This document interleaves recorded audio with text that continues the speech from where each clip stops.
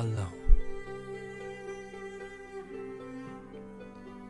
Do you feel anxious bouts of anxiety when watching the news or doing benign tasks like gardening with friendly gnomes? Well, there is a cure, and there is hope.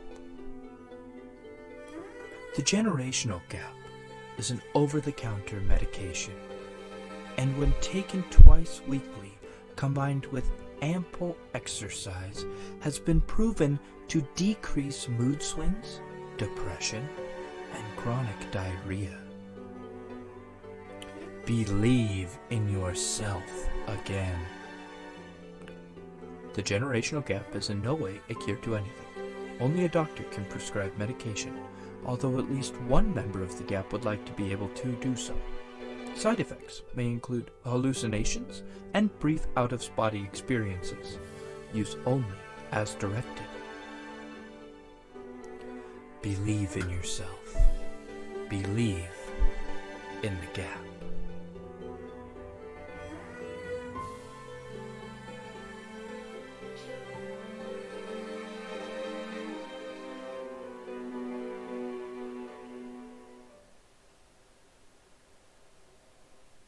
Here we go. Hold your ears, folks. It's showtime.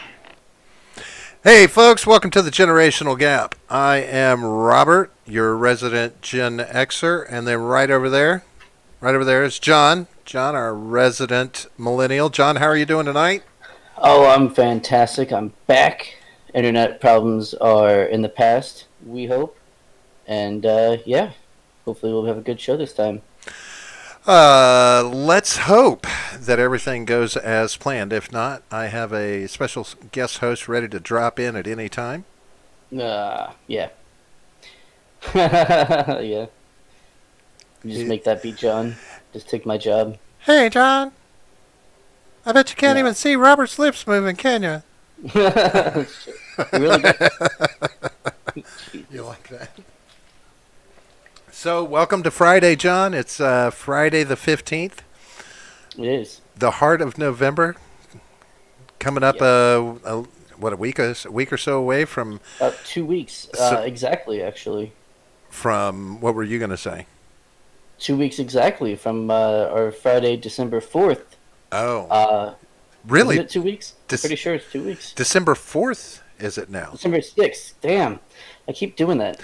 Well, let's see. If this is the 15th, 7 days is going to put it at the 22nd. 7 more is going to put it at the 29th. So Okay, so 3 weeks. So Sorry. 3 weeks. Don't let me talk anymore. I don't know what I'm talking about. I can't do math. Jake likes my friendly guest co-host. Yeah, we're good. Now we got 3.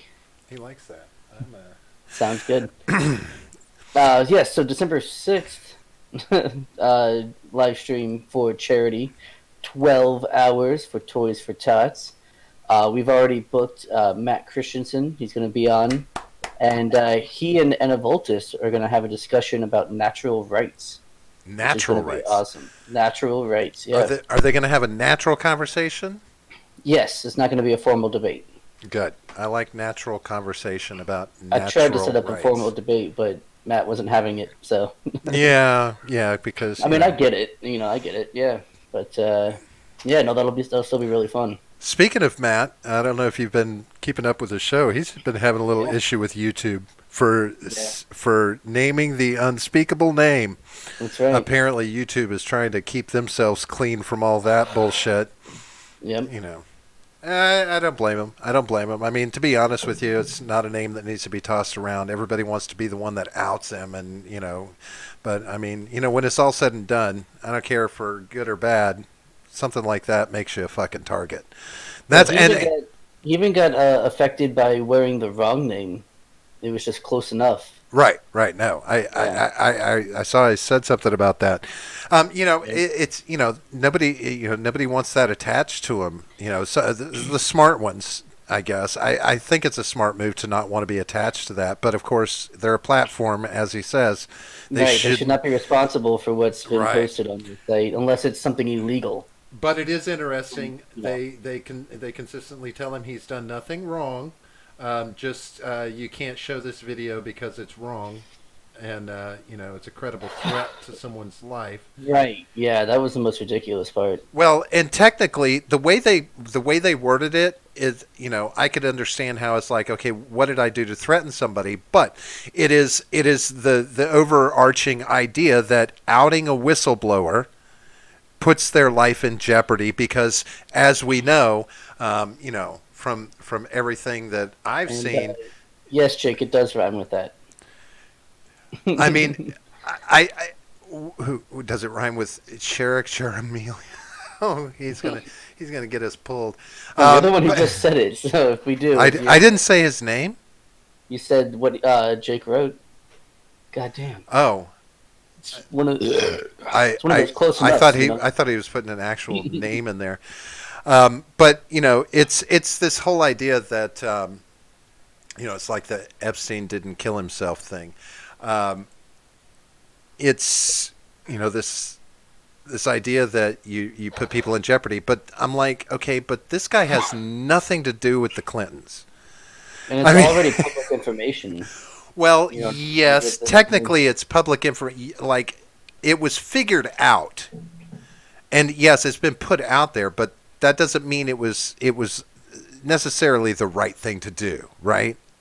I mean, you're supposed to have some protection about these things, but Yeah. I don't know. It's a sticky situation, But I see why YouTube is doing it. I just don't think they're going about it the right way. Absolutely not. Yeah. I mean, definitely not. So it's but if you thought YouTube was there to protect your freedom of speech, We never did. No. I mean, they're not. never They're there been a to thing. protect their freedom of profit, Yeah. and that's what. And it they don't comes. make profit. They operate at a loss, at a big loss. Hey, John, real quick, I'm going to put it out there, folks. If you haven't already, hit the like button. If you haven't done so before, hit the subscribe button. One of the things that we need to make sure that folks know, John, we've got a little something going on over at Freedom Scoop this weekend We do. that Jake from Yes. Freedom Scoop let us into, and I'm going to make sure that folks know about it through this weekend only. You'll notice there's a banner on your screen telling you if you enter the promo code Impeach the Gin Gap, you can get 40% off store-wide at freedomscoop.com through this weekend. Jump on that. And I think Jake even said something about shipping prices are lower. A lot, have lower. gone down. So lower shipping, more of a discount. I say get Yeah. on Freedom Scoop and buy yourself not only Gin Gap merchandise, because that is the most awesome merchandise on there, but you can get some of your libertarian gear there as well.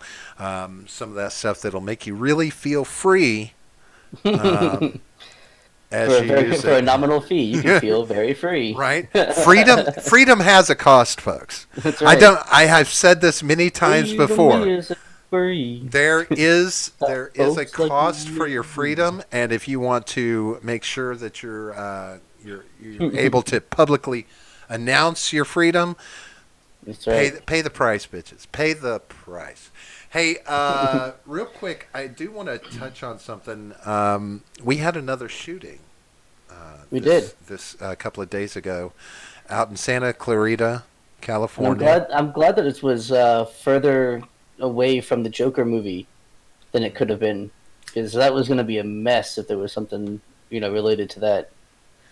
Well, I just want to say that before we moved on with the actual details, because that would have been a shit show. I'm not going to lie to you, John. One of the first thoughts in my head when I saw where the shooting was at was, I wonder if kid was a fan of the Santa Clarita Diet. This is a show that's on, was it HBO? I think it's an HBO thing. It's an HBO show about a couple that live in Santa Clarita, but the wife turns into a zombie kind of thing. Like, she's a living zombie, but she's got to eat human flesh, brains, as it were. But it's set in Santa Clarita, so that was my first thought. But no, it appears that 16-year-old kid, student there at the school, it was actually his birthday, his 16th birthday, and he went in with a handgun, and I believe it was 5 people. 45. It was a 45 revolver, wasn't it? Yeah. Yeah, and apparently the kid knew how to use it. They said that the gun jammed up, but he was able to clear the jam and get on with what he intended to do. So they said he had familiarity with the weapon. There are cursory reports that they've gone to the house and found unregistered weapons at the house. Who they belong to, whether it's the parents or the kid, I don't know. That hasn't been clarified. They haven't even really clarified what the guns are. But it's going to be one of those things where it's like, what was going on in this poor kid's head? 16 years old on his birthday. I don't know. I was listening to Stephen Ignoramus talking about it a little bit. The kid, apparently the kid's a biracial kid, Asian and white. I believe Asian and white. I don't know if that had anything to play in on it. There's just been too many sketchy details. It's still kind of fresh and raw. They're trying to figure it all out. Yeah. But the most saddening part about it is, how much has it been in your face the last couple of days? Not much at all. I saw it on Twitter on. It was either it was either yesterday or Wednesday. I think it happened. Yeah, it was either yesterday or Wednesday, and I gave it to Stephen Ignoramus because I saw it and I was listening to a stream while I was at work, and so I was just took a second, told him about it, and he looked it up, and that's the last I heard about it until today. Isn't it sad what an impeachment inquiry, impeachment trial can do, right? I mean, quite literally, we aren't getting a lot of information. We're not seeing a lot of information, and that's supposed to be one of the things about mainstream media right now, is everything's in your face. This, but you would think someone would be jumping on this. But it of course, fit the narrative. Right. Let's look at the narrative. Right. We're talking about a handgun. Handgun doesn't suit the narrative. Not right. only that, a revolver. So it's not even technically semi-automatic, even though it really is. So not a semi-automatic weapon. It's a handgun. It's in California with some of the strictest gun control laws out there, and he was biracial, so you couldn't even blame it on white people in general. So no need to talk about it, really. Well, now here's where the narrative is going to come into play, I believe, is if they do enough digging into this kid, primarily social media, as they will, if it comes out that I'm gonna use air quotes here, obvious red flags, then the red flag law narrative is going to start being dialed up, and they're going to put that out there. That's the narrative that this one will pinpoint, if anything. So if that does happen, then what we all have to remember and bring up constantly is that the people who were interviewed who knew him saying that there were no signs, like there was nothing, that you would red flag him for. Well, that's the thing. So that's where it's going to come down to, is like, okay, should these have been things that were noticed? If they come out. I mean, I'm not saying that there's red flags out there that are going to be pulled up, but if there's a narrative to spin, that's going to be the only one that they really have to latch onto, where a red flag law might have been the saving grace in the show. They might say it anyway. Sure. But yeah, I mean, for anyone really, with the way the red flag laws are or would be, I mean, anyone can be popped for it at some point. Sure. I mean, anyone can. You just make a slightly, off-color joke about, having a bad day, right? Just right. Yeah. One thing about having a bad day. God, these eggs look like shit. I'm having such a horrible day. Oh my God, take his guns away. Yeah, I mean, it could just be as simple as like, oh, if this happens again, I'm just gonna shoot myself. Just saying it like that. Boom, red flag law. You're done. Your guns are gone. Now whatever. I'm gonna put this out there. Call it devil's advocate or whatever you will, but I mean, in our present day society, would you not agree that there's a very decent percentage of people out there that are one bad day from having an episode like this? I mean, there's definitely people like that, yeah, but I don't think most people, or even like a plurality of people, are like that. I don't know. I'm beginning to question the mental state of our populace as a whole. Yeah, see, no, I think that's just media hype more Well, than anything. yes and no, but I mean, go out in public more, John, and that's where you'll see it. That's what I mean, you I'm don't saying, yeah. you don't do a lot. No, I'm not saying going out and reading the media hype. Like going out No, in I'm saying public going and out in deal. public, yeah. Go out in public and deal with people, and Yeah. like watch them. Like I'm a people watcher, and I'll just watch. I'll just watch things that are going on around me, and it's like a lot of these fucking people are crazy. They're just thought you were just like projecting. borderline crazy. I Just mean, projecting. no, it's there. So many people just lost in their own worlds. Everyone is almost seems to be sequestering inside their own bubble now. Well, yeah, that's something new. Or a lot of more so, but see, social media strengthens that bubble, right? I Yeah. mean that it's an outward projection of that same inside the house mentality, sitting on your phone inside that protective bubble of the social media, the keyboard, as it were. Now I'm starting to see more people representing that out in the real world. I mean, literally, I was in a store yesterday, and I'm walking up, and I mean, the store is pretty much going like most of their registers have gone to, self checkout, to where it's like there was one cashier working, and she just happened to be in the aisle I needed to go up because I was going to get cigarettes, and of course, in the store, there's only one lane that you can get cigarettes in. So I'm walking up to it, and she's coming out, having just talked to another employee across the way.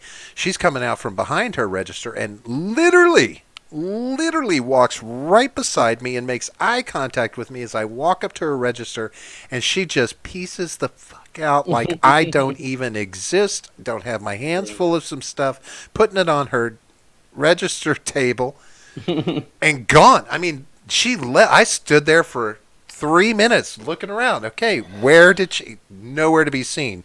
Till finally some woman over in the self-checkouts tells me to come over there, and then we have to argue for a minute because I'm trying to explain to her, I need cigarettes that are over here, and you're over there.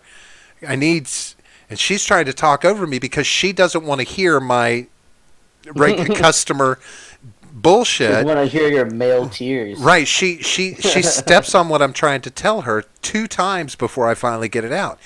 And this seems so indicative of, been to, out to eat 2 or 3 times in the last couple of weeks. And the same thing, like customer service has gone to shit. People are just walking around in their own little bubble as they're doing their jobs anymore. It just, and maybe I am seeing too much. In my mind, I'm creating too much, but it really seems to be this is going on. And so I wonder, how much of our population is out there that is just at a breaking point. I mean, with the divisiveness that's going on in this country through politics and through culture and everything. I mean, how far are you? How far is the general Joe Blow on the street from having that trigger moment where something crazy goes on? It's we'll talk about social media. I wanted to talk a little bit about social media later on, but these are some of the things that are indicative of this world that we're creating. It's scary to me. Speaking of social media, though, on a lighter note, you had brought something to me that you wanted to talk about. It was actually provided by our own Midget B. Yeah, I'm going to put. He sent it to me. I'm going to put this up now. What did this come through? Was this Twitter? Twitter, yeah. All right. So here it is on the screen. This is from Styx Hexenhammer. This is Styx. Is the YouTuber, right? Yeah. He's a YouTuber. So he's in Amsterdam, right? And so he tweeted this. He says, "I am not joking when I say I need help. I do not speak Dutch. I can barely navigate things on my own. I have massive anxiety. I am literally trapped here." And then, then 22 minutes after that. No. That was 22 minutes before. 22 minutes before that, he said, "Oh, okay. I forget Twitter has it reversed." So, but the first thing he had tweeted was, "I need Amsterdam subs to help me leave." Yeah. Right. So my guess is, what the takeaway here is, don't go to the coffee house right before you have to leave. Or don't go there alone, have someone who will stone right, you. and be there. If you can't hang, man, like I know Styx is like a veteran, marijuana enthusiast. But I mean that's probably on some different shit over in Amsterdam. It is. It is definitely, as my brother, to paraphrase my brother, it is next level shit over there. Yeah. He said because he's been there. I've never had the opportunity to go. The whole excitement about going to Amsterdam went away with most of my youth, but Yeah. he said that he said you can go into one of those coffee houses and definitely be unsure if you're going to be able to walk out for quite some time. Yeah. He's like, you got to sit and regroup, as it were. Yeah, so we're pretty sure that's what happened. Everyone in the comments and stuff are saying, that's what's happening. Not that he's stuck there for whatever reason. So I mean, if you saw that, that I guess that tweet as he went by, he's probably fine. I mean, as far as I know, as of at the moment, he hasn't tweeted anything else, which is both like him and not like him at the same time. Well, that speaks to a long plane flight that he's currently on and can't talk right now, right? Sure. Maybe. Let's go with that. But I don't know. That's called hope, John. That's hoping for the it best. was 2 hours ago and he hasn't said anything else. So, hoping he's all right. Well, it's funny. You put that when you first gave that to me. I'm looking at it and I'm like, okay, I'm trying to get some indication that he was kidnapped or, right. Is this serious? Because I asked you what is this like serious? Is there a problem? Is there? Well, the thing is, he did an hour before he tweeted I need Amsterdam subs to help me leave. An hour before that, he had tweeted a Queen song, "Who Wants to Live Forever." So who knows? So he was about to start smoking it.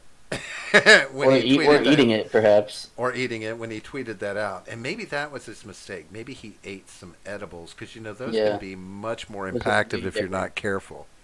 Yeah, it's a way different feeling. I mean, allegedly. Not that I would know. No, of course not, because, we're good boys here. You're a teetotaler. Generational gap. You're a teetotaler, right? That's right. My body's a temple. Do you even know what a teetotaler is? Yes, you've asked me that question before. I have not. You have, absolutely. On the show? Yes. No, not on the show. Yes, your dementia is getting to you. And how long ago was it that I asked you this, John, since you know so much? I don't know, a couple of weeks ago. Bullshit, you lying sack of shit. I'm not lying, fuck you. All right, let's take a vote. Everybody who thinks John's lying. I don't know the exact fucking date and time. You're lying, John. All right, you're lying. So, so you're going to keep up to date on where he's at and if he makes it home alive. All right. Yeah, I mean, I think he was been there for a while. I think he was supposed to be there. Like his wife, like he was there with his wife and stuff. So I'm not sure where she's at, why she's not helping him out. I hope nothing happened, like between the two of them. But who knows? Well, hopefully he'll come out of it okay. I'm sure he's just gonna. It's gonna be one of those things where he just walks away with some good stories. Yeah, I was telling that to Midget B when he was messaging me about it on DMs, and I was like, yeah, he'll be fine once he comes down, Yeah. Yeah. So I guess we would be remiss if we didn't talk about this. And while I know that it's probably not your favorite subject, which is odd to me because we are a news and politics show, but there's this impeachment thing going on. I don't know if you've heard about it, to the exclusion of most other news. Yeah. Ultimately. I've heard a little bit about it. But today we had Marie Antoinette Yovanovitch was up. She's the ex-ambassador to Ukraine, and she was up for her testimony today. And man, I have to say, and I posted this in Discord. I have to say, John, it was really interesting to watch. Just like some of the most pointless questions being put to her. Just like trying to, I don't know, why would you be stalling for time and asking inane questions? But I mean, to the point, like she was being asked about, questions about the money, the aid that was supposed to go to Ukraine. And the guy was asking her, is this, that, and the other. And he asked her, he says, so do you think Ukraine would have benefited from more money than the what was apportioned to them? What kind of stupid ass question is that? And she's like, she's like, she's like, well, anybody. Yeah. If you offer more money to anybody, nobody's going to be like, oh no, 400 million is more than I can handle. If you gave me $1 more, I wouldn't even begin to know where to spend it. No, that would break our banks. It's too much money to even put in our banks. We don't have enough. Yeah, there's not enough room in the coffers. No, there's no way we could benefit from more money. It's just there's just nothing there for us. But these so that's the inanity of some of these questions, and this wasn't just specific to Democrats. I mean, this was on both sides, right? Just getting to inane. And then of course, you've got Republicans who are wanting specific answers, and like, even at one point, trying to back her into a corner to make her answer in a way. And then as she started to answer it, she said, yes, comma, there's a comma, she's getting ready to continue speaking, and he just, boom, good enough. And just steps right on her to the point where they're like, point of order, the lady, please allow the lady to finish what she was saying, blah, blah, blah. And so finally he lets her finish saying, and he's like, well, I'll stick with your first answer. Wow. Yeah. And this is like, okay, this is productive. It's all political theater. Every time they do these like hearings and stuff, it's all just fucking political theater. It's not anything. But it doesn't solve anything. Nothing gets done. Like, it's just a waste of fucking time and money, man. That's all it is. It's a waste of time and money. And then Adam Schiff was literally like, you could see him insert the ring into her nose. And as he's asking her questions, he's not really asking her questions so much as just like getting her to agree to what he's saying. Mm. So you would agree, wouldn't you, that blah, blah, blah, blah, blah, this, that. Oh, that's leading as fuck. Right? Yeah. And, it's just like, you've got to be kidding me that you're approaching it this way. But there were some takeaways, and there is one thing that I'm gonna put out there, and I wouldn't mind getting your opinion on this. Okay. Okay. So one of the things that was common throughout the hearing, the questioning and testimony today, was everyone talking about her 33 years as a diplomat, as an ambassador to various countries, including Ukraine, under multiple presidents. She started in this job back during Reagan, right? So she's worked with every president since then. But suddenly, there's basically, where it talks about this smear campaign that went on against her, rooted in Giuliani, because of her wanting to uncover corruption. She made a corruption list that's been debunked that she says didn't happen. Others know this didn't exist. But ultimately, they kept, the Republicans during the hearing kept pressing this issue. The president has the right to, at his pleasure, choose who he wants as ambassadors to any country. And she kept telling them, she had to keep reiterating, yes, I said this in my opening statement. She said it in her opening statement. She started the fucking thing off with, it's up to him if he wants me in the job. I get that. It's at his pleasure. But she says the call came into her while she was over there that she needed to get on the next plane and leave. She was no longer going to be ambassador over there. Why? Did I do something wrong? No, you haven't done anything wrong. Basically, the reasoning given was a lack of confidence from the president in her. So this does, that sparks a question in my mind. Okay, what was so bad that you lost confidence in her? What was she not playing right in this game that suddenly you lose confidence, and 33 years of being an outstanding and stellar ambassador is just gone. It's shot. Right? I mean, it could be anything, right? I mean, it could be really anything. Right. Now, 33 years is a long time to be doing any kind of job. I don't care what it is. Mm-hmm. But, of course, she basically alludes to, she believes that there was something, Giuliani had a big hand in this because that's where the smear campaign started, was in Ukraine between him and one of the political hootie snooties over there, and basically her credibility, which, he called her out in the call to Zelensky well after she had been removed from her post, and even said in the call, basically things are she's going to be facing a lot of things. Whoa, wait, if she didn't do anything wrong, you just don't have confidence in her, and you pulled her out of it.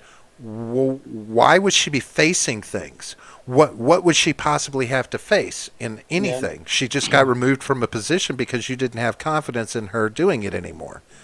But then, while she's testifying, he decides, and even so, there were Republicans, talked to reporters, in a couple of articles that were like, we were hoping this wouldn't happen, but it did.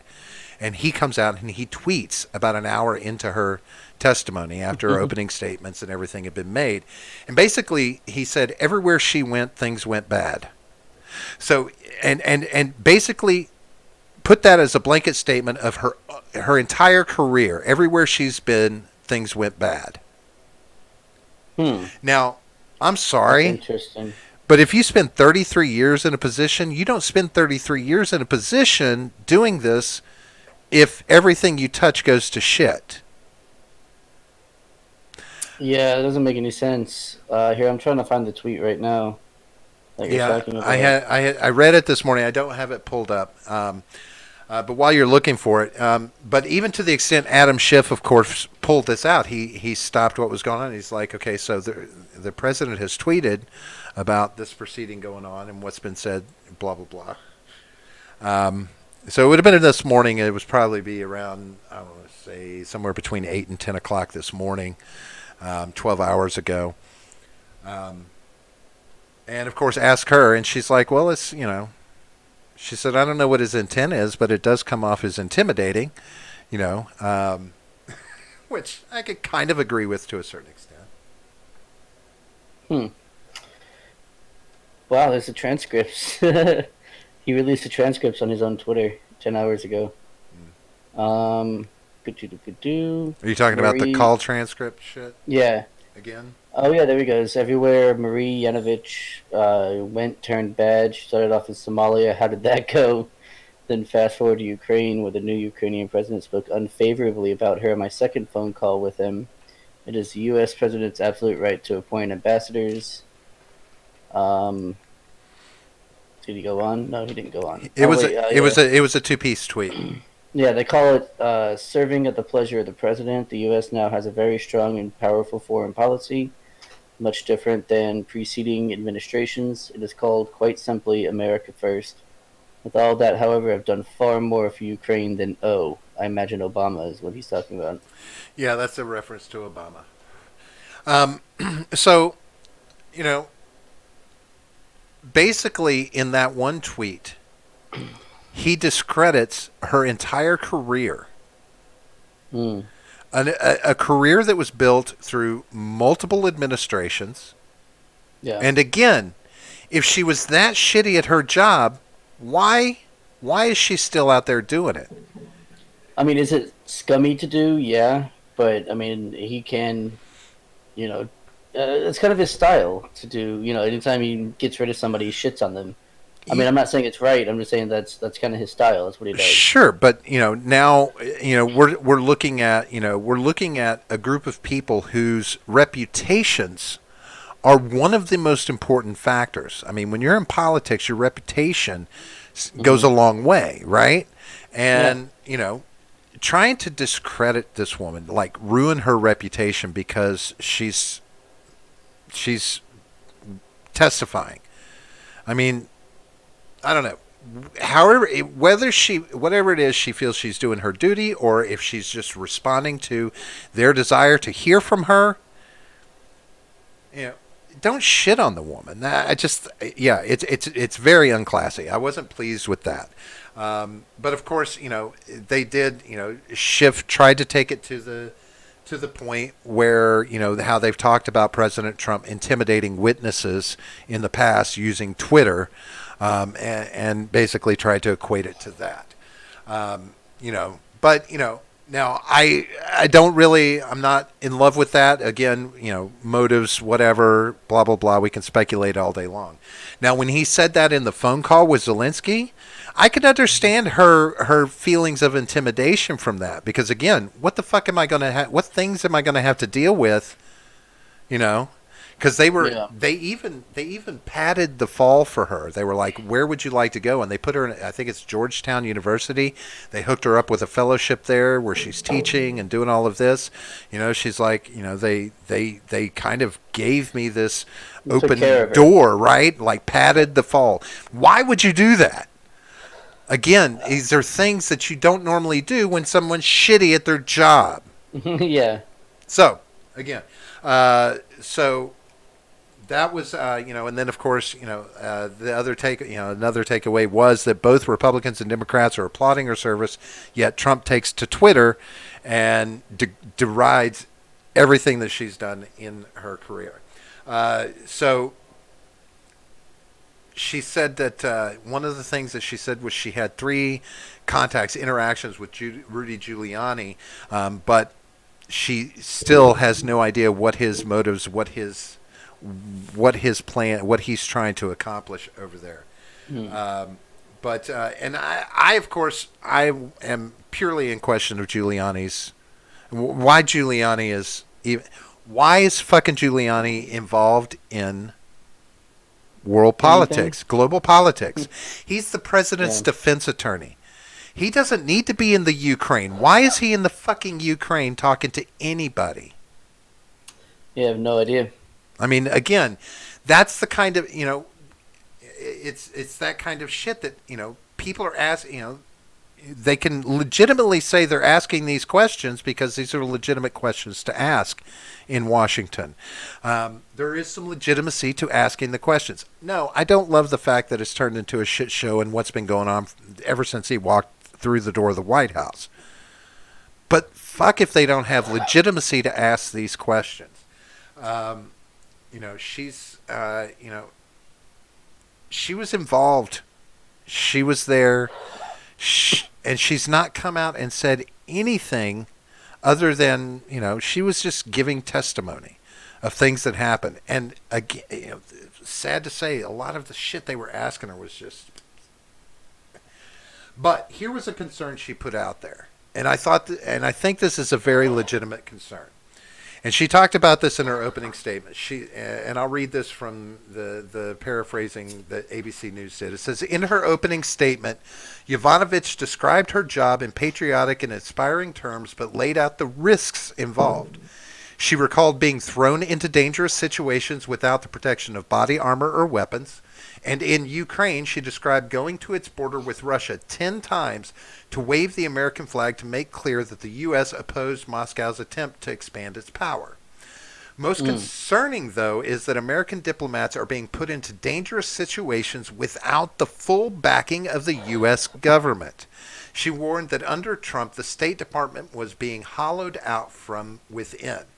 Sometimes we get people really angry with us, Yovanovitch said of foreign officials. It's uncomfortable and we are doing our jobs. And if they realize that they can just remove us, they're going to do that. And that's a very interesting point. That if you don't even have the backing of the president enough to where he won't trash talk you to other world leaders and to the populace as a whole in your own country, how much support do you have out there in the big bad world when you're out there trying to make nice and keep the peace? I mean, who's got your back? You know, Yeah. if you're deemed as disloyal, I mean, you could very easily paint a target on one of these people's backs. You know, Yeah, I can see that. because they are. There's some sticky shit that these folks are dealing with. I mean, Yeah. think of some of the countries that we have ambassadors in, places that you don't go if you're just a tourist. You know, Hell no. no, you don't go there. But we've got ambassadors doing it, and so yeah, I have to agree with her that this creates a very sketchy, scary kind of situation for anybody that's out there doing the job.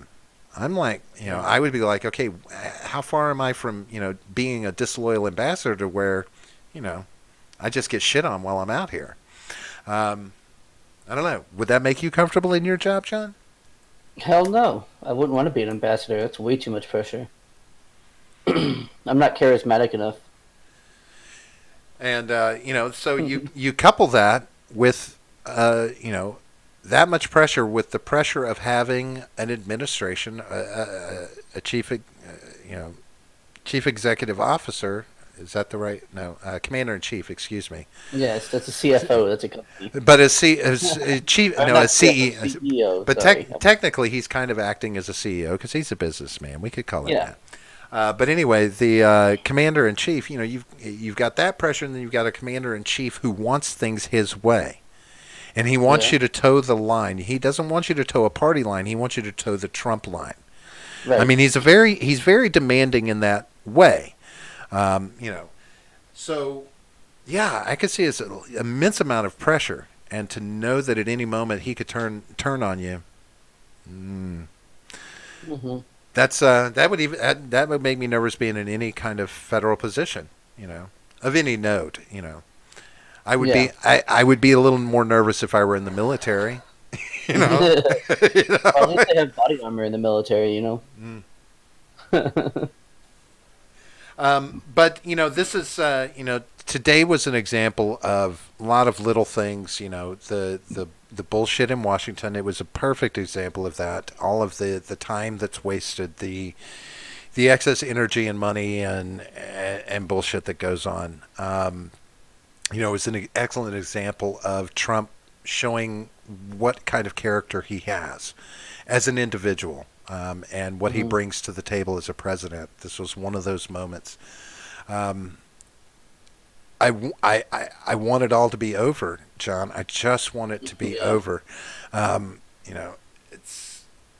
It's not going to change anything. I don't think that we can change the landscape. I don't think that we can change the inevitable in 2020. I don't think any of this is going to have the impact that they want it to. And everything is going to, unless they can come up with a smoking gun, everything is just, it's over with. It's pointless. So Midget B makes a decent point, and I want to ask him to expand on it, saying you should be nervous as a public servant. These asshats are way too complacent. If you want to expand on that, Midget B, that would be awesome. And we also talked about Styx being trapped in Amsterdam for a moment. So make sure you go back and check that out, because that was pretty interesting. Yes. But, and he makes a good, being nervous as any kind of public servant, because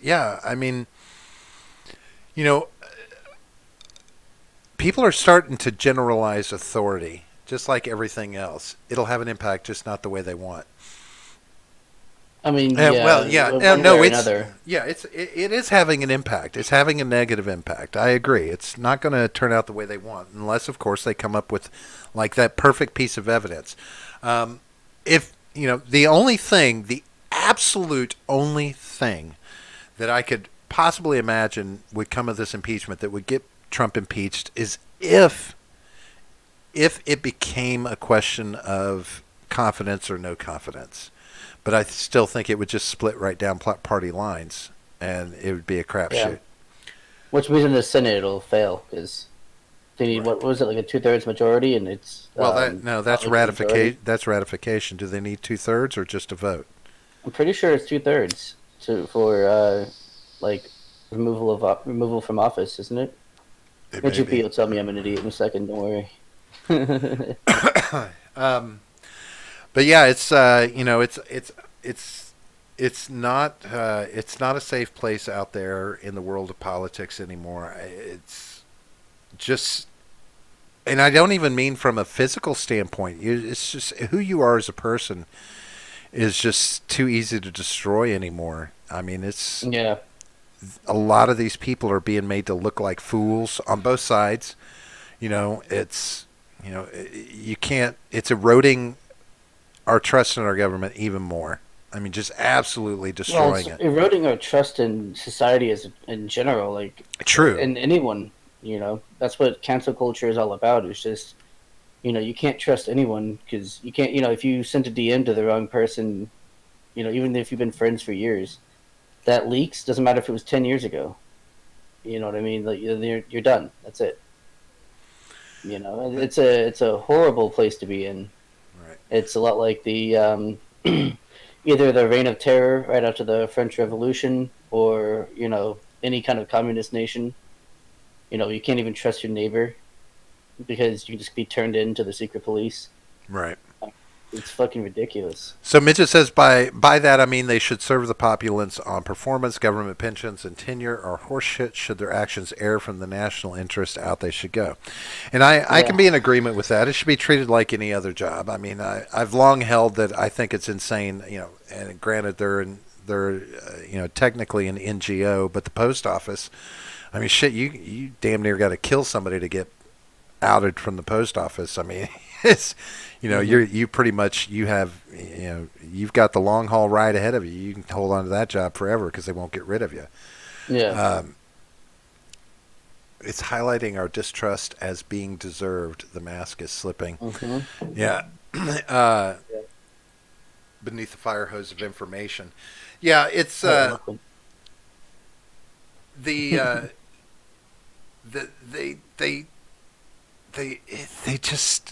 they've got to institute term limits. We've got to have got to make people more accountable. Even so far as decorum. I mean, that's the other thing that factors in for me is work ethic, right? If we're going to look at these people as doing a job, to where we get away from pensions and tenure, and it's about the job you're doing. Well, let's treat it like a job, right? I mean, you don't, you have some fucking work ethic. Don't talk shit about your fellow employees. Don't be a douchebag. And I'm not just saying Trump, because other people have. Hell, it was earlier this week or at the end of last week when they had first started the actual hearings, one of the congressmen that was in on the hearings had just gotten done questioning somebody. Immediately went on Twitter and was like, just sat and talked to so and so for 2 hours. Knows nothing. Everything was secondhand, third hand, blah blah blah. And I'm like, whoa. That's not right. Well, I mean, that is how it is, though. I mean, right, but that would be like a third hand. That's not good information. Sure, I get that, but that's like somebody sitting on a jury, right? And sitting there on social media tweeting out shit that's going on in the trial. That's actually illegal. Right. So, it's, if this is somebody who's going to be making a decision one way or the other, putting shit out there to try and color the opinion of the people who don't have an impact on the vote, that kind of, I don't know. Does it make sense what I'm trying to say? I mean, it's just, it doesn't seem appropriate.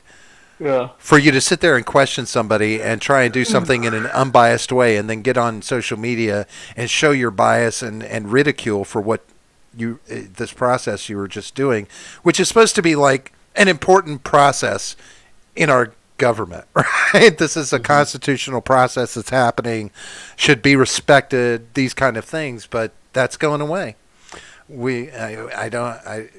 It's gone. The respect in Washington, the respect, the decorum, the ethics, it's all going away. I don't see much of it anymore, and that's disheartening to me. Granted, I know, corruption's been there forever, but you know what I'm saying? Yeah. It's just so much in your face anymore. Just so much in your face.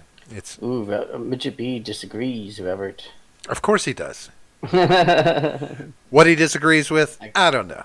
I guess we'll find out in a moment. he just likes to disagree with me because it's it's fun to disagree with me, I guess. I suppose it is. But I don't know. It's I don't want us to have a government that looks like a fucking parliament in England. I don't want that madhouse bullshit going on in our government. I want shit where people are talking. Oh no, that's fun. Real social discourse, real conversations.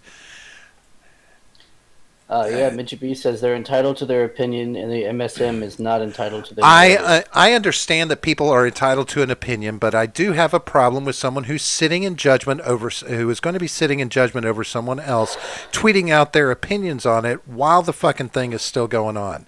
That's not proper. Like I said, it's like a jury member or a judge sitting there tweeting out while the fucking case is going on and spewing out what they already think is, He can do his job on the clock and talk about his opinion on Twitter. It's part of his job to put his spin on it, too. No, it's not part of his job. Spinning to the American public is not a job requirement. It should not be. That's bullshit. That's the kind of... If you're a journalist, that's your job. Yeah, that's what the common thing that's happening doesn't mean that's your job. I mean, that is the media's job. That has always been. Not even just recently. Not unbiased media.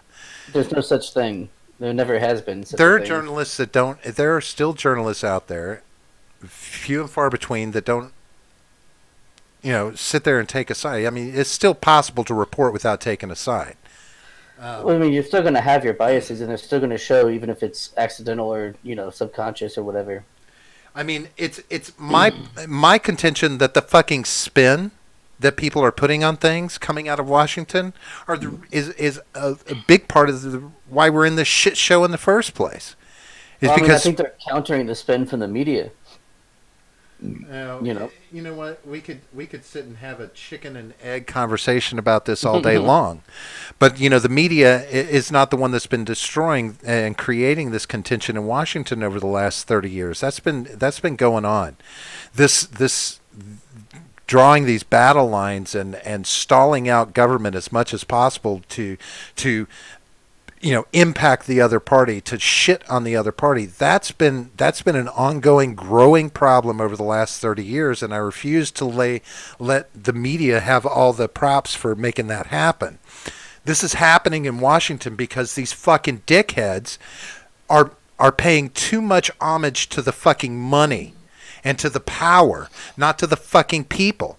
They're all a bunch of douchebags that don't get their heads out of their ass enough to have their own fucking opinion and listen to the opinions of their fucking constituents and stand on firm ground and tell the goddamn truth about anything. Fuck the spin. I don't need your let's spin. Give them more power. That's a good idea, right? No, I say term limits. I'm all for term limits, but and I'm all for fucking representatives living in their home states and fucking being knee deep in the shit with their constituents so they have some idea of what the fucking constituents want, not sitting in their ivory tower, in their echo chambers, passing judgment and making votes on bullshit when they don't know for sure what the fuck their constituents want. Their spin is shit. I'm tired of being politicked when I'm hearing politicians talk. I don't want to hear it anymore. I want you to be unvarnished. I want you to give me fucking truth. And not your shit show tweets either, Mr. President. I don't want it that way either. I just want you to speak to me like I'm a goddamn intelligent individual who understands what the fuck is going on or wants to understand the things that I don't quite get. And that's the job of a politician. Most people don't know what's going on. Right, because they've been spun into so much confusion anymore. You don't get direct answers from politicians anymore. You don't get straight shooting. No. The main issue is that most people don't have the time or the desire to learn what's going on. Most people are raising a family. They have a full-time job, right? They're, doing whatever. They're not doing what you and I are doing, and actually trying to figure out what's going on. They're just living their lives as normal, and they'll watch the news at night, and that's where they get their information.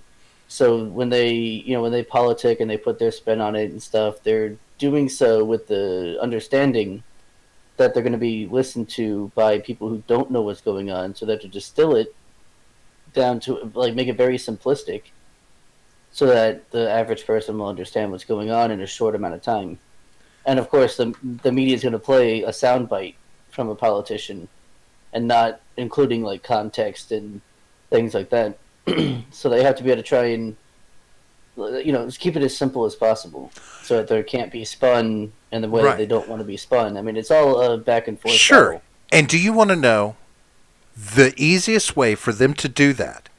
That they could get information out to people, that they could make sure that people understand what the fuck they were going to do.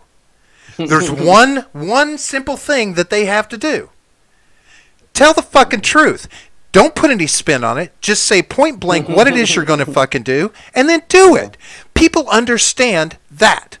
Give me a statement that says exactly what you're going to do. And if I don't agree on the truth, man. Well, fuck that. That's the problem then, isn't it? I know it is. It is. It absolutely is. And so I say a politician's job description should not involve spin. You want diplomacy? Take it out there in the big bad world and spin all the diplomacy you want and make nice with those around the world. Here in America, I don't need your fucking spin. I need you to get to the fucking point. I don't need to give you 45 minutes to sit and talk to a woman, and 30 minutes of that is inane questions that don't answer shit, that don't even pertain to the issue at hand. Get to the point. Ask the questions that are relevant. Get to the truth of the matter. I don't give a fuck what it is. And if you want to put policy out there, you put it point blank. Tell me what it is. I don't want the fucking spin. I'm tired of them wasting our time. That is all I see from Washington anymore, is time being wasted. And I get it. I get it. Everybody, they're like, fuck, it's like walking into a goddamn fucking store, just a fucking restaurant. You walk into the restaurant and you just look around and you just see everybody riding the clock. That's what I was reminded of watching that hearing today. It was just a bunch of hourly employees sitting there riding the clock till the day was over. Yeah. Just coming up with words to say to eat up the time.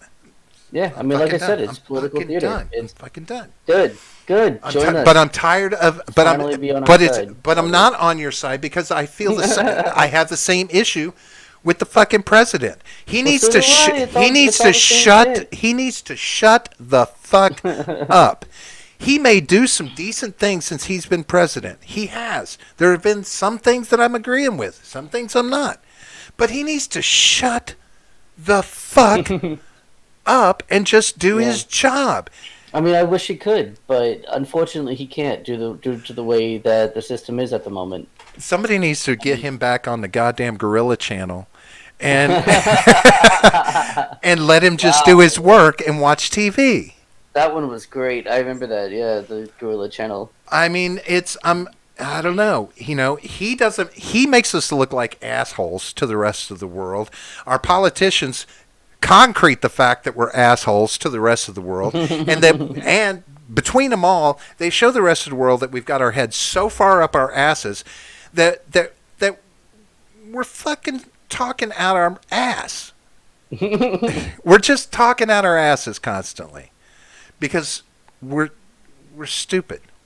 We're all fucking stupid. We've been made stupid by this. I don't know, John. I think I might have gone off on a little rant, but I'm just saying. I think you did. I liked it though. I'm full up with bullshit. What? Even Midget liked it. So if Midget liked it, you know it was good. But look, it's sad, John. I keep noticing triggers. So I'll move. Are triggered. I'll move on. I'll move on to this next topic, and I'm gonna let me go ahead and disclaimer everything. I got to make sure that this disclaimer is out there because this is going to be important. Because some of this topic, subject matter, is going to be speaking to, certain issues. But just understand, I am not in support. I am not proclaiming allegiance. I'm not in any way, shape, or form condoning any of the activity I'm going to discuss at all. I am purely an observer, and I am purely speculating and asking questions because this came up. Anavoltus in the house. All right, so we were talking about you earlier. We were. We heard a rumor about you. I don't believe Yep. it, but whatever. I believe it, but I started it, so Fake news is better than no news at all. All right. that's right. So I was watching a movie. It was it's a recent movie that recently out, and it's called Instant Family. Mark Wahlberg and some other Marky people. Mark. Mark, Yeah. yeah.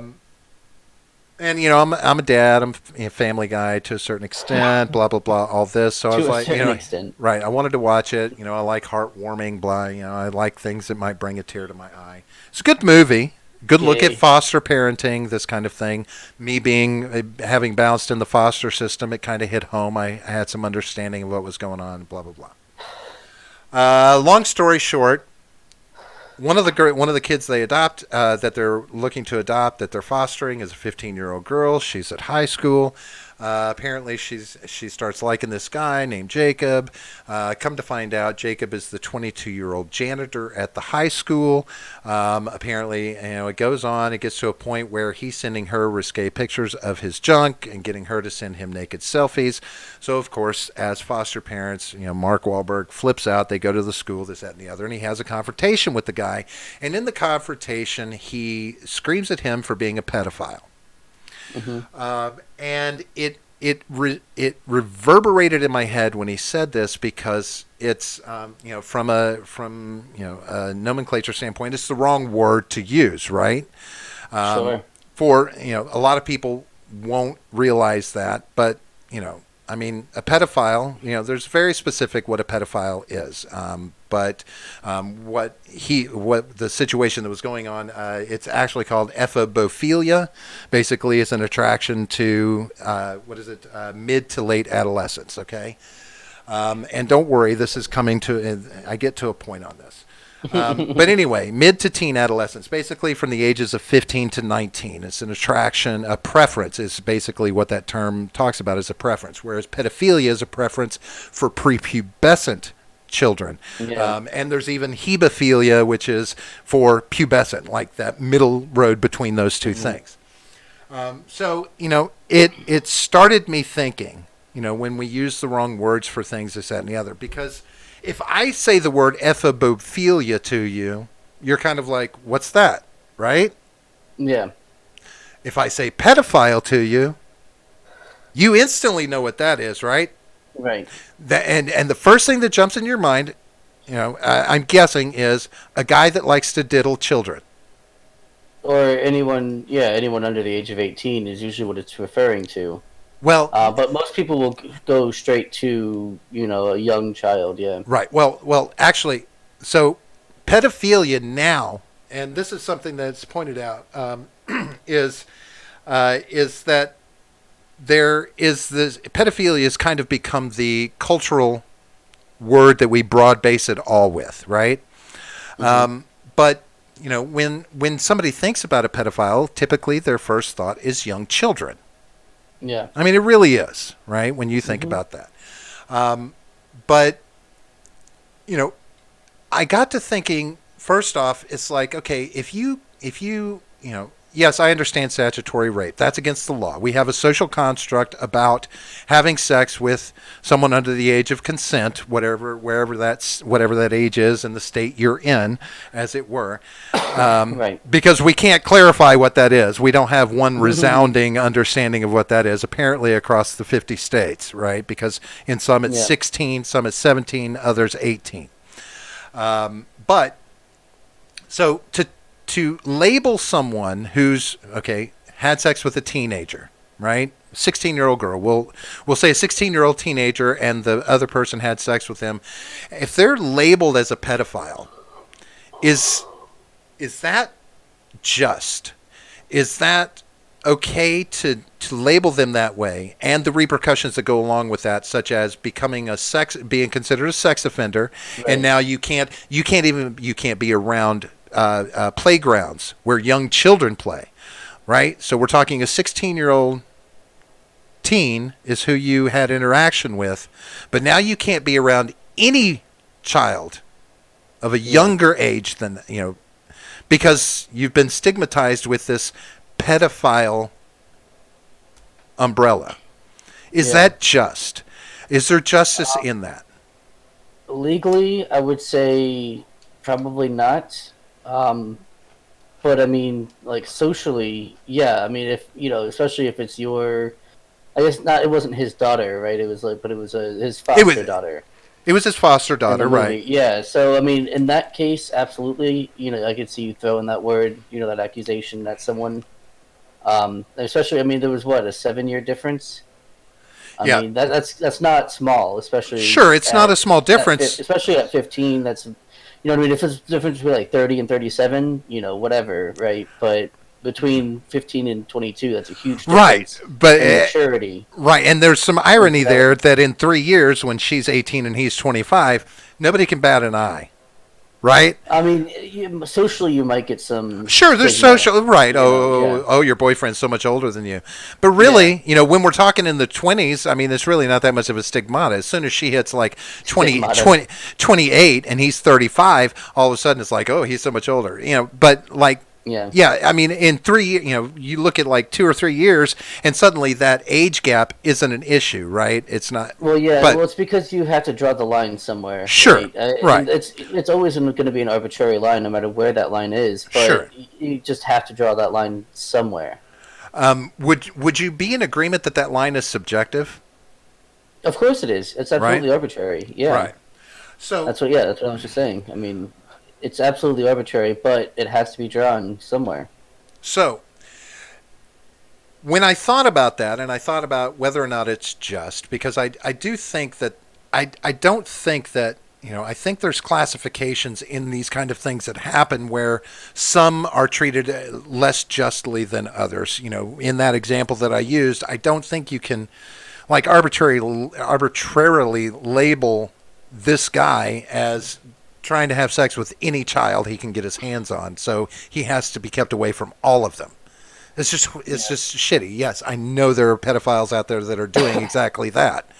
Well, I mean, if there was no legal, thing, then it's just a guy calling another guy a pedophile. You know what I mean? There's no legal consequence to that. But as soon as you get arrested and indicted, could be right. I mean, because there certainly could be due to pictures going back and forth. There absolutely could be. Now, legal consequences. But if there weren't, then I mean, it's just one guy accusing another guy of being a pedophile with no other consequences. Okay, so now Midget in chat has gone ahead and he's given me my segue to the next part of this thought process that goes on. So he says there's a lot of growing up to do in those 7 years. Yeah, and I can agree with that to a certain extent. Because I don't know, there's a ton. Hear me out. All right. I give you social media. I give you devices. I give you 1.5 generations that are growing up with these devices in their hands. I'm going to point out Gen Z, where I'm not going to say, well, yeah, promiscuity has gone up. Is on the rise in younger generations. Less marrying, more promiscuity. It's easier. The naked selfie is being sent out, I don't know how many a minute, all across the world, but in this country as well. And trust me when I tell you, these kids are learning about sex at much earlier ages. Oh, yeah. Much more detailed information about sex at earlier ages. They have a wider audience to discuss it with and learn more about. They have the devices that give them all the answers to their little questions. They don't have to ask about the birds and the bees anymore. They can actually just pull up graphic information and examples of the birds and bees right on their devices, because many parents aren't governing these devices. Yeah. So here's a better example of what you're talking about, if I can help you out for a second, because there was a story, and I don't know how it ended, but I think he was a 10-year-old boy, 5th grade, was being tried for possession of child pornography because a classmate of his sent him a naked picture of her. So he's being tried, and the consequence would be, and now again I don't know how it ended, but he could have been put on the sex offenders list at 10 years old for receiving an unsolicited naked picture of his classmate. Now she's not being tried for distribution and manufacturing of child pornography. Isn't it interesting? So it just somehow manifested itself and showed up on his phone. But so he's being tried for possession, and she was not tried for manufacturing and distribution. So it's the system's a little fucked on that. They really need to kind of do some reforms and figure out how to actually. And again, I don't know if anything actually came of that. I have no clue. This was a story from a couple of years ago, but it's just always stuck in my mind how fucked up that is. Right. You know what I mean? Cause, absolutely. What the law is saying is that picture just showed up on his phone, not coming from anywhere. Right. And of course, my assumption is nothing's going to happen to the kid's not. I hope not, but I would hope he's not even going to go to right.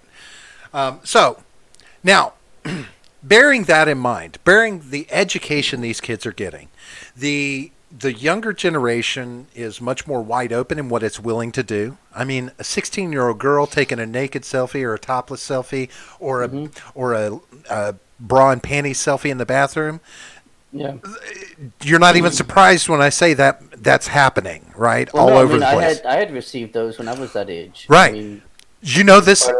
Yeah. Once upon a time, this 16, you know what I had to go through to see some naked boobs? Yeah. Once upon a time. The best you could get, like you're sitting there in the Sears catalog going, where's the bra section? Yeah. And hoping someone had dark enough nipples that it showed through a slightly thin bra. Right. That's, but now it's just there. So now I'm going to add in one other factor. All right. I'm big on we're animals, right, John? I understand we're animals. We all have basic desires. There's a reason why in biblical texts and in our histories we see women marrying and males and females marrying at extremely young ages because females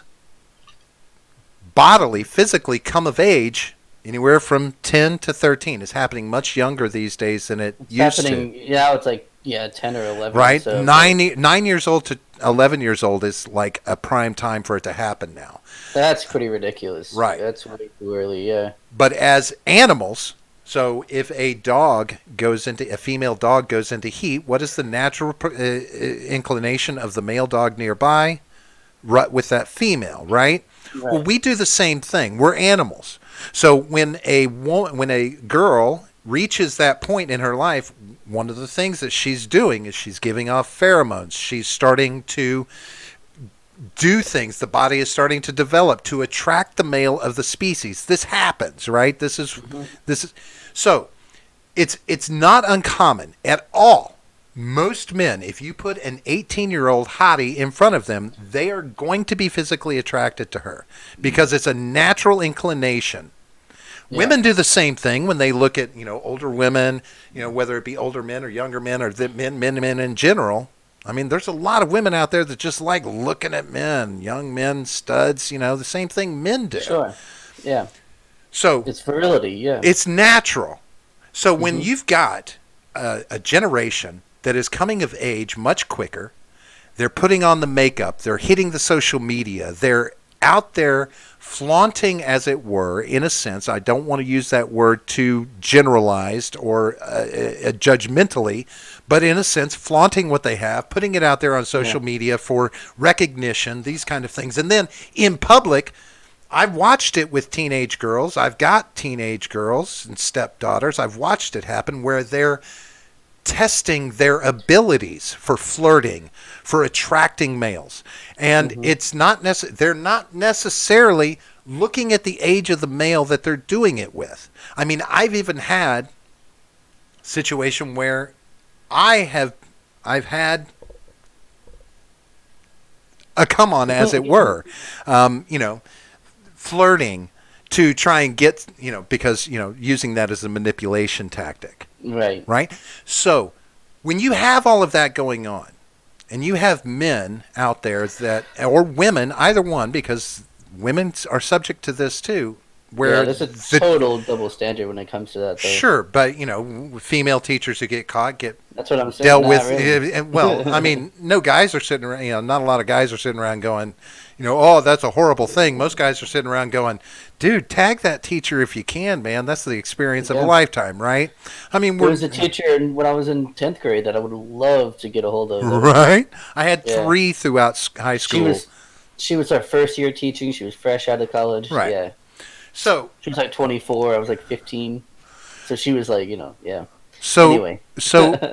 so I begin to have this question in my mind: is it all the fault of the older party when these interactions happen? I mean, yes, we're going to go. Of course, law is going to say you should have used better judgment. But it's everything is working against you. Like I follow a lot of stuff online. Like I believe sex is an underlying factor that affects things in our culture. And I'll give you an example: yoga pants. Yoga pants came out quite a while back. They've been around for a long time. However, in porn, yoga pants started becoming a kind of a fetish. And then I watched out in the real world as more and more women were constantly wearing yoga pants, to where now you can't go outside. If you see 10 women, I can guarantee you a good percentage of them are going to be in yoga pants, tights, whatever. Because it's but these our sexual, I don't even want to say deviance, but our sexual nature has a lot of impact on culture. Anal sex is much more commonplace in thinking now. I mean, I've watched over the years as anal sex used to be this thing that's like, oh, you have to convince a woman to do it because she doesn't get anything out of it. Even porn stars would, back in the day were like, it's, people want to see it, but it really doesn't do anything. So now, like in porn, it's like, oh my God, I would rather have anal sex than any other kind of sex because when it's in my butt, it's okay. You're full of shit, Well, but not after the anal sex. But so anal sex doesn't have the same stigma it used to. Because and even in social dialogue, you can crack jokes about it a lot more easy than you used to be able to. It's a weird thing, but there's you look at this child pornography kind of thing, and it's like, okay, so if a girl is 17 years old and she posts a picture online and someone gets their hand on it and they post it out there, well, we call that child pornography. Mm-hmm. But technically speaking, if age of consent is 17 in my state and age of consent is 18 in that other state, who's at fault? I don't actually know how that works for state to state with the age of consent. Because, I mean, that age of consent would be different than pictures. Well, I don't know. Well, no, because, like, if I'm 18, I can send you my naked selfie and you can have it. Right. But if I'm 18, I can send you a naked selfie and it's okay for you to have it on your phone. If I'm 17 in the wrong state, I send you a naked selfie. It's wrong for you to have it on your phone. Right. And so because it's a different charge, right? It's a different law. But it falls under the scope of child pornography. Right.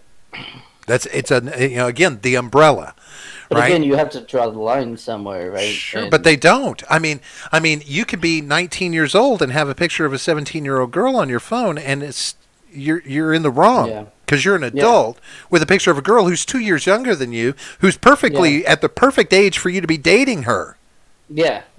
No, I mean, again, it's one of those things where it's right. Kind of you have to draw the line somewhere, and that's where it was drawn, and I mean.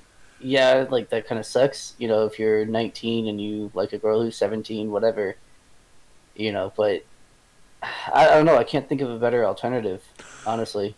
Well, because I mean, you have to be able to protect kids who are under, who are too immature to make decisions, and you have to figure out where that line is. And there's no clear line Right, because it's literally it's because arbitrary. It's different for everybody. Well, it's different for everybody, right? Some people mature Right. faster than others. Well, Some people exactly. are 22 and act like a 16-year-old. You know what I mean? Right. So you have to draw that line. That's the only thing you can do. Well, yeah, and bear this in mind: who matures faster? No, girls mature faster. Right. Sure. So, and most of this conversation, of course, because it was predicated on this incident, in the movie, has been talking about girls versus boys. But yeah, when you're talking about women, they're maturing faster. So, at 16, are they as mature as an 18-year-old boy? Quite possibly, if not more so. It depends on the person. Right. So therein is the question. You talk about maturity. Well, is a 19-year-old boy mature enough to make that decision, make the right decision? Does he fall into maturity? Yes. Okay. We expect a 25-year-old guy to make a more mature decision and not do something stupid. But we don't. Well, let's say a 24-year-old guy, but society doesn't deem him as mature because he doesn't get a lower insurance rate because of maturity till 25. Well, that's statistics because if Well, you're under right, I 25, get you're it. more likely to get into a Sure. car accident. Sure, but it speaks to Yeah. maturity. I mean, let's be In a way, let's it be does, honest. yeah.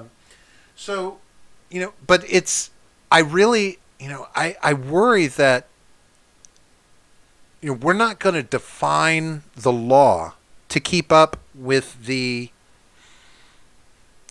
I almost want to say the word entrapment that is so available out there. I mean, the younger generations are more aggressive online. They're more outspoken. They're more willing to do whatever.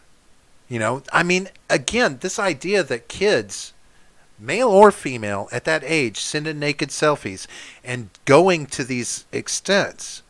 I mean, go on Instagram. I mean, you go on Instagram, you can see all day long these young girls. They're not putting nudies out there, but they're provocative outfits and looking sexy and showing a little butt cheek and showing a little under being boob. Empowered, Robert. They're just empowered. Okay, so No, right. Yeah, no, it's a ridiculous thing. Yeah. But the real question becomes, then what's wrong with wanting to do with them what they're advertising they want to do? Ooh. That's where the crux of the issue becomes for me, is how is it wrong when male or female, they're ready for sex, obviously. They're educated on. Well, I mean, hopefully, yeah, but Right. no. I mean, again, it comes down to the immaturity. Like, yes, you might think that you're ready, for that sort of thing, but you might not be thinking of the consequences all the way through. You might be like, oh, yeah, being pregnant would be bad, but you're not thinking about what is actually bad about it at that age. Sure. You know what I mean? Same thing with, like, STDs, or what they're called, like, STIs now. Whatever, STDs. Being taken advantage of in, all kinds of other ways. Sure. You're not a good judge of character at that age, so you don't know if the person you're getting with is a good person. Sure. So it's all a way to protect, the children or teenagers, whatever, until they're mature enough to make that sort of decision. Now, again, of course, we go back to, how do we know if someone's mature or not, and then we go back to the exact argument of assign an arbitrary right. Right. That's the only way to do it. I mean, I really can't think of another way. Which now, so now I come to you with this question as a libertarian. Mm-hmm. When we talk about states' rights and we talk about this, that, and the other, and not wanting federal government, so much federal government, mm-hmm. Is it not a fucked up, confusing mess to have 50 states with various determinations of age of consent, what is considered allowable? I mean, we even have varying states that have very differences in what is an appropriate marrying age, right? We've had this discussion before. There's no universal number here across the states. So it becomes this question, are we fucking people up? Are we making this impossible for people to get it right by not having this? Isn't this where the federal government should step in? I don't know. Well, so I mean, I'm pretty fine with the states having their own, arbitrary line as to the age of consent when it comes to things like, pictures or videos or whatever. If it goes across state lines, that's when the federal government has a right to get involved. Okay, but I don't know for sure. Does the federal government have an age of consent they don't have an overriding age of consent to consider, do they? I'm not sure. I'm not up on my pedophilia laws or anything.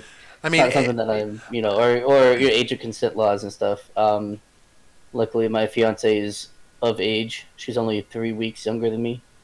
So. Well, I mean, I don't know that the federal government has ever made a standing or ruling on that that I'm aware of, because whenever you talk about age of consent wherever you're at, the first thing you do is you look to the state to make that determination.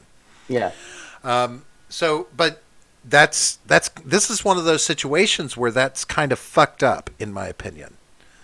I mean, right? It's all fucked up, right? Well, I mean, I get it. It fucks up people who shouldn't necessarily be fucked over.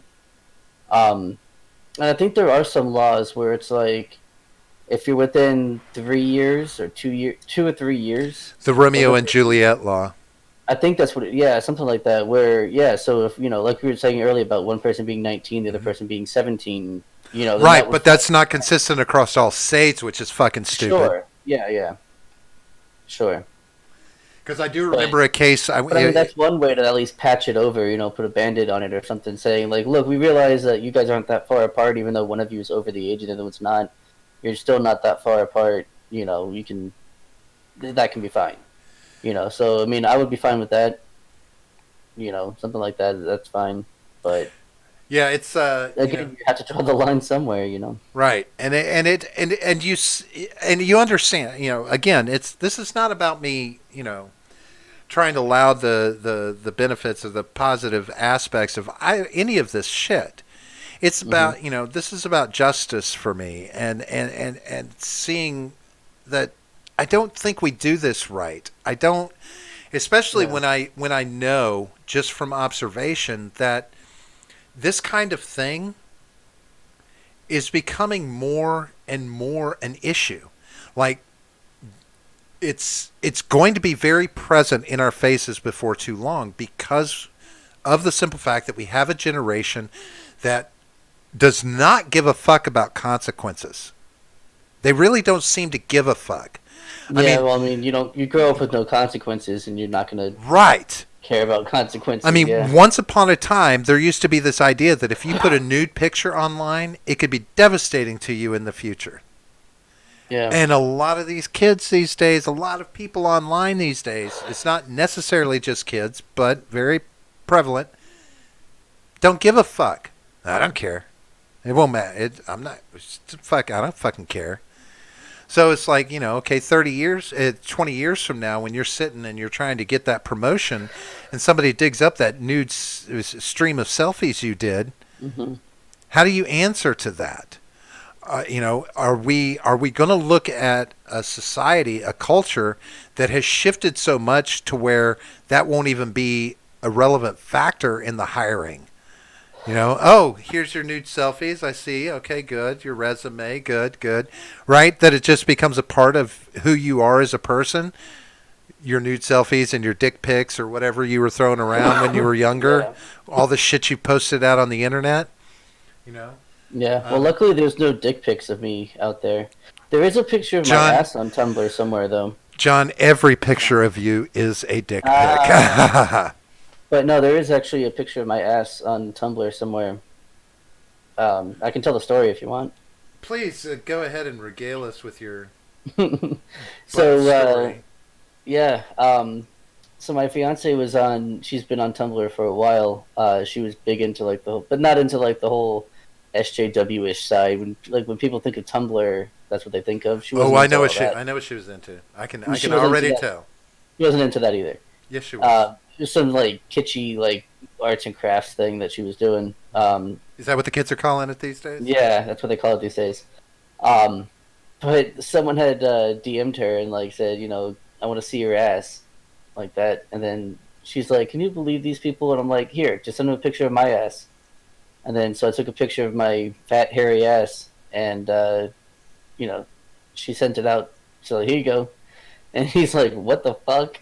Like that. She's like, "What?" I don't know. It was funny to me. No, I can imagine. It would have been. What's surprising is he didn't like just instantly be, "Oh, that's a sexy ass, baby."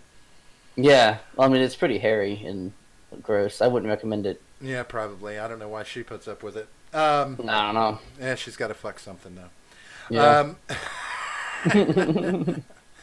Yeah, I thought that was pretty funny though. My Yeah. favorite, one of my favorite stories. I can. But I didn't tell it very well. No, you don't tell stories There's a lot more to it, but yeah, I didn't want to take up a bunch of time. like you care. Yeah. No, it's it's funny if you're ever inclined to lurk. I do this. I go onto adult sites all the time and just lurk in the comments, the group rooms and stuff, and just watch the shit that's going on. Because you can get a real good sense. These are global groups. Like you're seeing Yeah, people from you all go over the in world. there, you lurk, right? Oh, I do Go lurk. and lurk. Oh, I lurk myself to pieces. No, but when it's all said and done, I mean the conversations. I mean you'd be surprised, John, at the like, you can watch the shifts in fetishes and pornography and sexuality, this kind of thing, because like right now, trannies, I guess you can't call them trannies anymore. Trans is so huge right now. Incest, huge right Traps, yeah. now. Traps. Incest and traps are two of the biggest things that are going on right now in porn. I mean, they don't even call them chicks with dicks anymimore. I thought that was always the best name for them, but now it's it's trans and boy girls, or what is it, girly boys or lady boys and all this. Lady boys, yeah.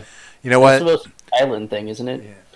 It was Asian. It was actually Japanese or Chinese, one of the two. Where lady boys are out of Japan. That was originally where it started, if I'm not mistaken. Pretty sure it's Thailand. Because young Asian boys look very feminine already, so they dress up well. It was the whole geisha, the whole Madame Butterfly kind of thing that spawned it. Sure. I don't know. I'm not up on my fetishes, so. But this is one of the, the human condition is something that I watch. I mean, that's, when I'm looking at the news, when I'm watching these things in Washington, when I'm looking in these, these forums and shit, is I'm looking at the human condition and what we're doing and where we're going. And I see these evolutions, and it really begins to concern me, especially having children, that are growing up as part of these generations that are going to have such major impact of changes on us. One of the things that I flashed to, and I'll finish on this. What was the Gamer? Have you seen the movie with Gamer? The movie Gamer? No, I haven't. It's the one with Olympus Is Falling, Gerard Butler. And you have avatars, but it's convicts. They're like they're your avatar in the game, so they're real people, and they're trying to win their way out of prison, basically, after achieving so many wins. But the original thing that the programmer had started before he got into the other game, was basically, I know you've heard of Second Life, the old Second Life thing that was on the computer. A game like this where people could sign up, get a job being an avatar, and you would be controlled by a user on a computer, and you were chipped, and you would go and you would do what they directed you to do. So, it would be like me controlling you in a video game, right? But you're a real person interacting with other people. So it was like, okay, I have control of this woman. I'll make her have sex with this guy over here. And that woman, she signed up to be an avatar, so she's going to go have sex with this guy. So this is where it went. So, of course, my mind is like, okay, is this not some little bit of foretelling? Like, I see these things, you can watch Star Trek and see all the foretelling from the old Star Trek show, right? Of things that might happen in the future. Well, these are the fears I have because I'm like, okay, are we on this path to this? Because there's no telling where this wide open, zero consequence, entitled generation can take us. I mean, have you really thought about it? With things like the crackdown on things like with Twitter and anything owned by Google, Facebook, Instagram, all that kind of crap, with how strictly they're trying to crack down on things, it might not be that wide open, and it's certainly not consequence free anymore. But see, that cancel culture and all this other kind of nonsense, people being banned for ridiculous things. sure. I don't think that we're going to see it as it's certainly not as wide open as it was 10 years ago, 20 years What ago. isn't? The internet. Bullshit. It's not even close to wide open. You know as what? It was back then. I'll tell you what hasn't slowed down. Adult-oriented shit. Nothing has slowed down there. Whether But we're talking about like mainstream social media where like everyone tell is. me Pornhub isn't mainstream. Go look at the user base it on is, Pornhub. No, it's absolutely mainstream. What I'm saying is that there's nothing like, I don't know.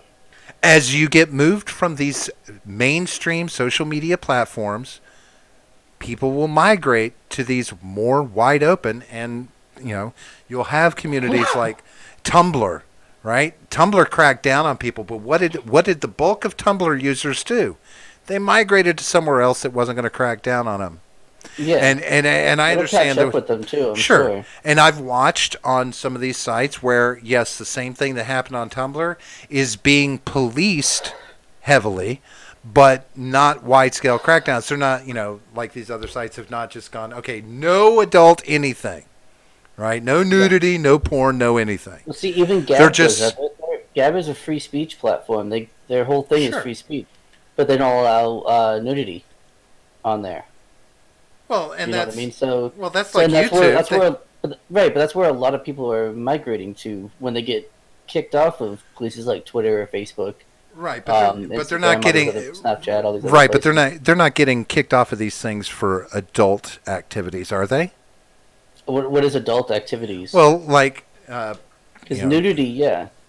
So they're getting kicked off for nudity, and then you're saying that's what I'm saying. Like Twitter is widespread with lots of nudity, plenty of porn. Yeah, it's all over the place on Twitter. Yeah, what you get kicked off of Twitter for is your mouth, right? Or for your fingers, really. Well, your fingers, whatever you have to say, that's what gets you kicked off Twitter. But any platform that'll allow you to continue to post your adult material.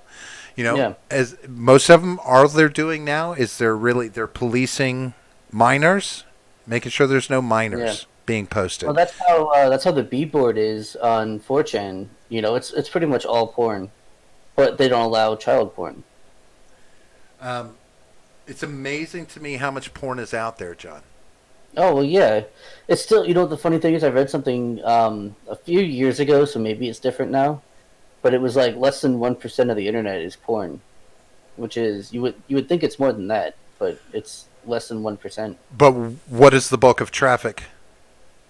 Oh, I don't know. Yeah. At one point, 20 years ago, the estimation was that 75% of traffic on the internet was adult oriented.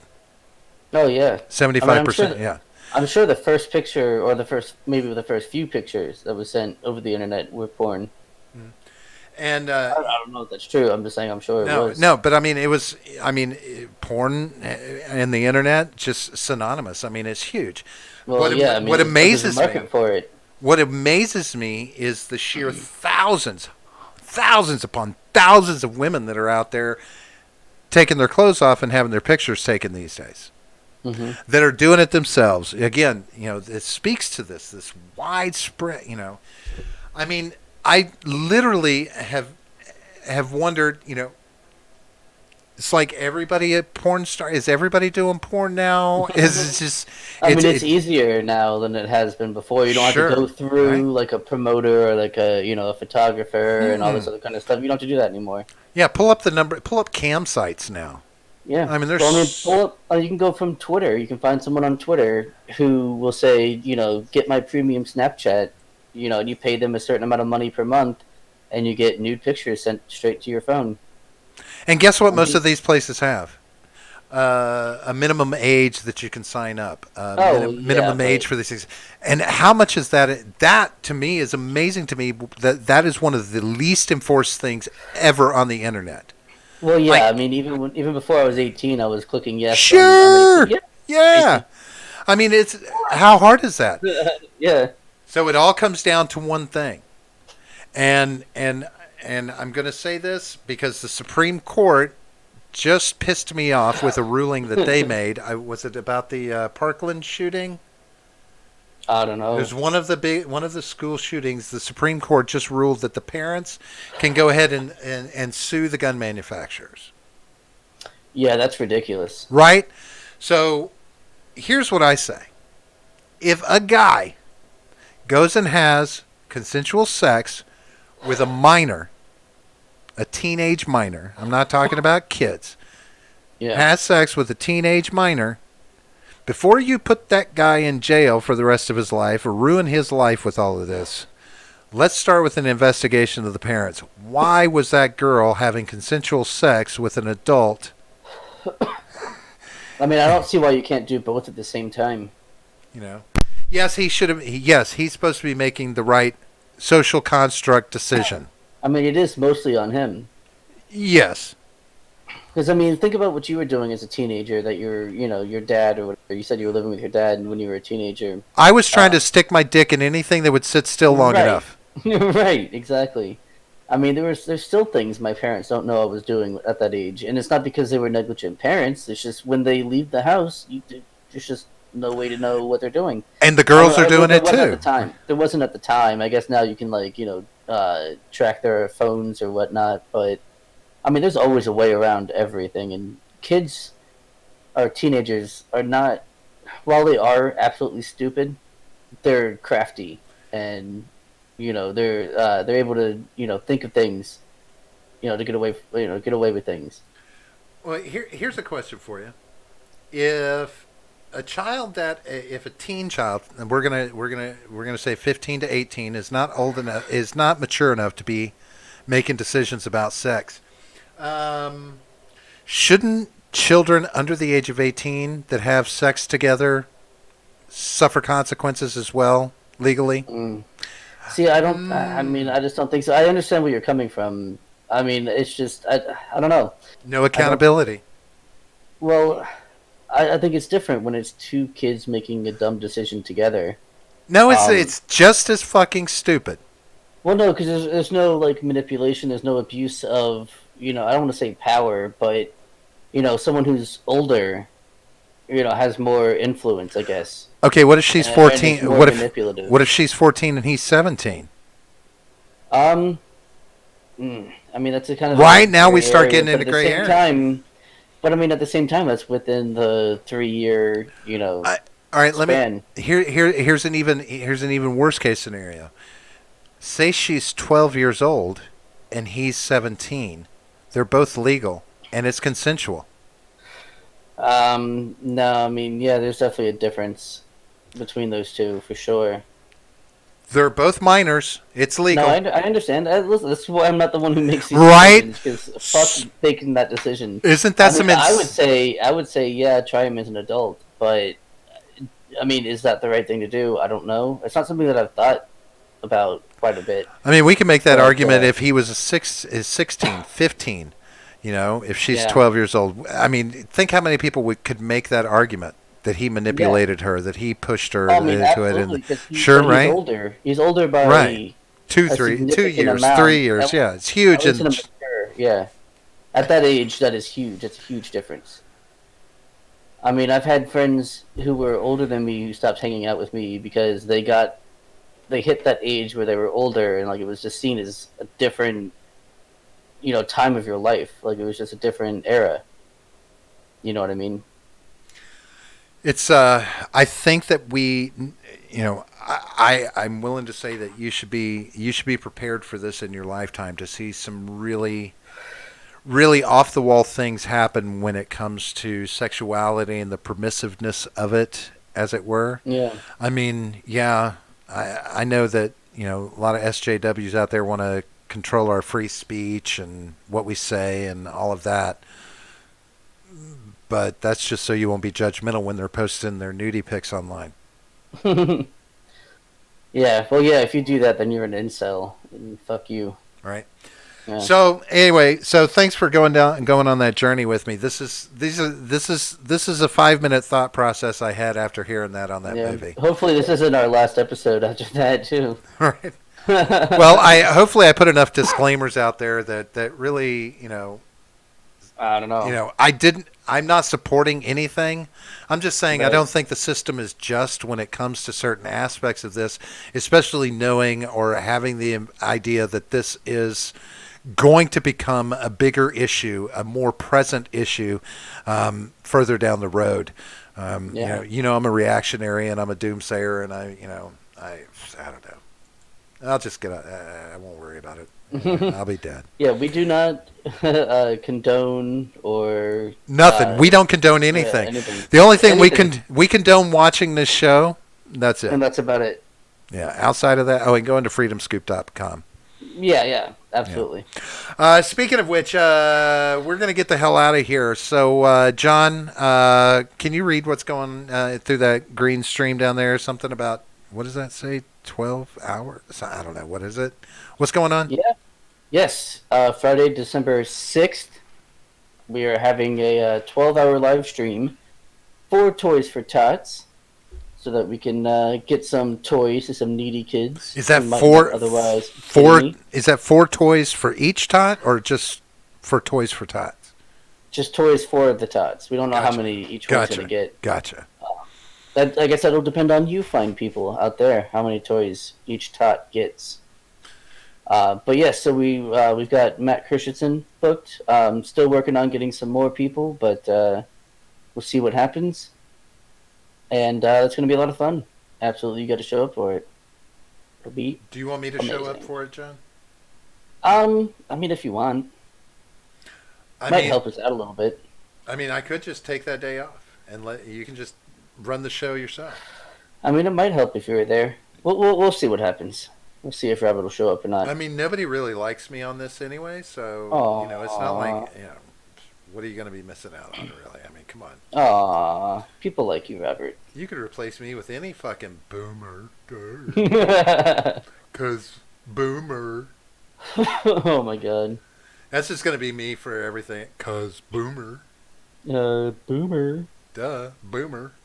Boomer. So also, folks, please get your ass to Freedom Scoop. John, there's a 40% off store-wide sale going on Freedom Scoop. Use promo code Impeach the Gen Gap. 40% off store-wide. Shipping prices have gone down.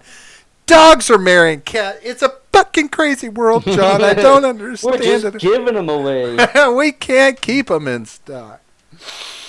All right, we're going to get the hell out of here. John, Monday night, we're going to be doing a Shooting the Shit episode one more time coming up on Monday. We'll be back again next Friday for our regular episode. Like you see us right here. We are the generational gap, and we know what the hell's going on.